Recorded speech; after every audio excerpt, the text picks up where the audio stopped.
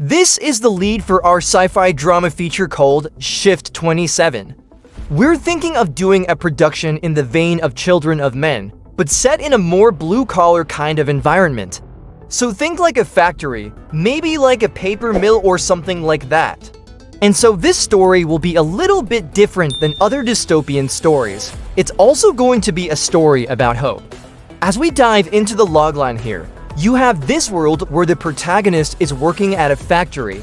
Everything is automated. There's robots everywhere, but there's a problem. The protagonist gets a message from the future via a robot who comes back to the past to warn him of something that is going to happen in the future. We're introducing a lot of new things in this story. We want to make sure we have interesting characters and a great hook. So let's start with the characters. Our protagonist here is a guy named Eddie Morales. He's a 44-year-old man who works at this factory. Eddie has two loves in life. One of them is his job. Even though he works at a factory, he takes pride in what he does. The second love is his daughter. She's 13 years old. She's a great kid, kind of an oddball. She likes to draw pictures of these strange robots and things like that. Eddie loves his daughter very much, but he hasn't been around for much of her life. He wasn't really there when she was born. So he tries to make up for it by being a good provider and giving her the things she needs. Our antagonist is gonna be the corporation. Think of a company like Mitsubishi or something like that. And it's gonna be represented by a few people, but mostly we gonna see it through the actions of the robots and just how heartless the corporation is. Now let's dive into the premise here. Our world is one that seems fairly familiar. It's not too far off from now. But everything that you can see is fully automated. Robots do everything. People don't really do anything. And it's a world without children. No one's been born in over a decade. Overpopulation is a huge problem in our world. The corporation stepped in and came up with a solution. They created artificial wombs and they began growing artificial babies. These robots would grow up in artificial environments until they were old enough to be placed into regular society, and then they would do all the jobs that humans did and want to do. And because they're robots, it made sense to make them workers in factories. So basically Eddie works with robots, but he's a human. He's the only human in this factory. One night while he's working, he gets a message on his tablet computer. The message says Shift 26.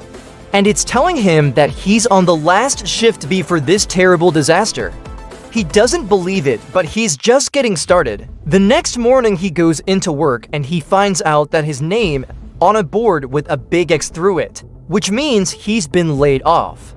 But he isn't the only one. Thousands of workers across the country are getting the same message. They're all being fired. Why? Because their jobs are being replaced by robots. Robots that they built. The corporation is replacing them. At home, Eddie's daughter asks him why he's so sad. He tells her that he lost his job. She draws him a picture of a robot with a crack in its chest, and that's when Eddie realizes that this story is about more than just losing your job. That night he goes back to the factory and he starts exploring. He finds an old maintenance tunnel and he crawls through it. He discovers a locked room full of old broken robots. And then he hears a noise. One of the robots is moving. Eddie runs away scared, but he comes back with a flashlight and he finds the robot. It's a humanoid robot. It's very old and rusty, but it stirs and it moves. Now remember that picture that his daughter drew for him, the robot with the crack in the chest. That's the robot that he found. Eddie brings the robot home. He's still afraid of it, but he wants to figure out what it's all about. Sophie is immediately drawn to the robot. She sees something special in it. She knows somehow that it's real. And it's not just the fact that it moves. She has some connection to this thing and she spends time with it, playing with it. She brings it crayon drawings. Meanwhile, Eddie's trying to fix it up. He's taking it apart and putting it back together. And the whole time it's trying to communicate with him. It keeps showing him error messages on a little screen on its chest. And one of those messages is Shift 27. The robot believes that Eddie has come from the future. Somehow it knows that Eddie is supposed to help it. And it's saying you sent me from the future. I'm from shift 27. The next day, Eddie's worried about his daughter. He thinks that this robot is dangerous, but he can't explain it. It just feels wrong somehow to have this thing around.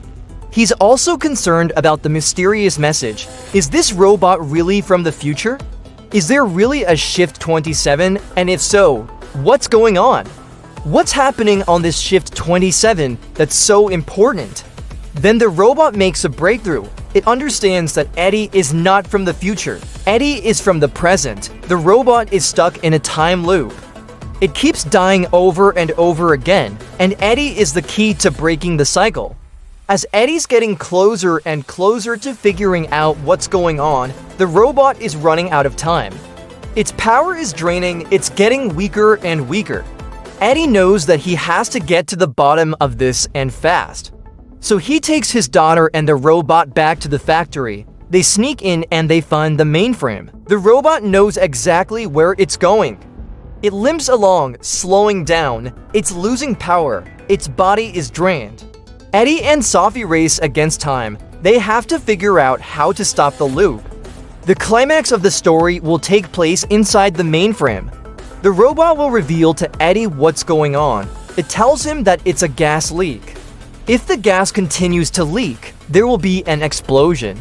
The entire factory will explode and 312 people will die. Eddie responds, but that happened once already. The robot says, yes, but time broke and now it loops.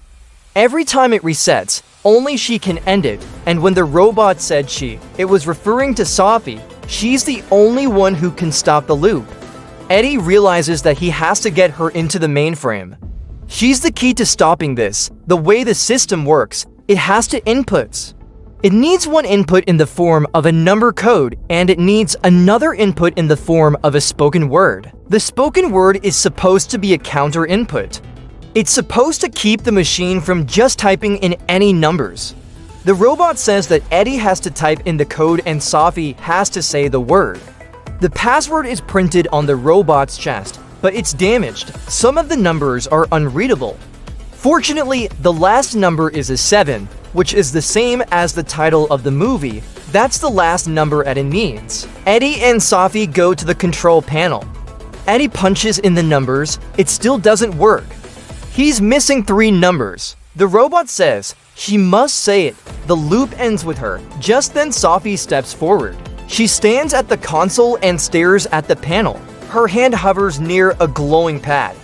Eddie screams at her, "What are you doing? Don't touch that." But it's too late. She's already pressed the button. She said the word stop. The lights flicker, the robot's eyes dim. The gas leak stops, the robot slumps over and Eddie catches it. The robot whispers, "Thank you," then it dies. The ending of the film will take place outside the factory. It's dawn. Eddie and Sophie walk out as the sun rises behind the smokestacks. Sophie hums the same melody the robot used to calm her. Eddie smiles wearily through tired eyes. Thanks for watching our pitch. We look forward to hearing your thoughts on it.